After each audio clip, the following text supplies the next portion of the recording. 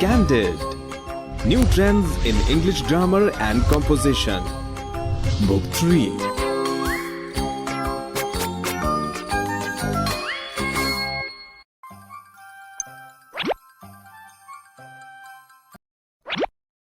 Sister, it is really fun learning a language. You are right, brother.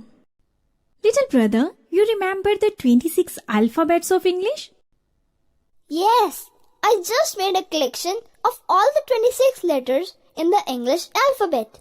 Here they are: A, B, C, D, E, F, G, H, I, J, K, L, M, N, O, P, Q, R, S, T, U, V, W, X, Y, and Z.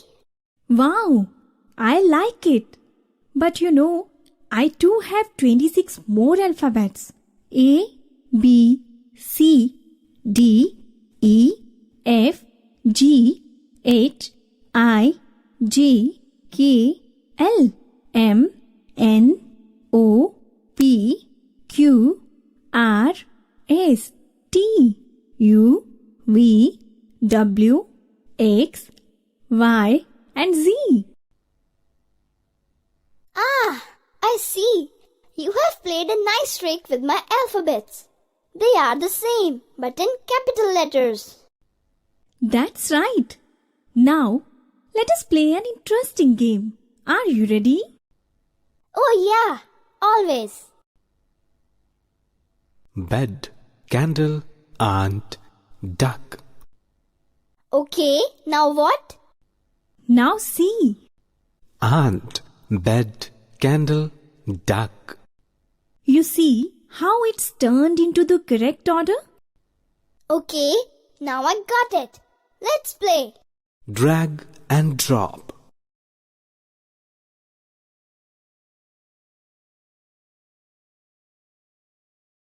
Try again.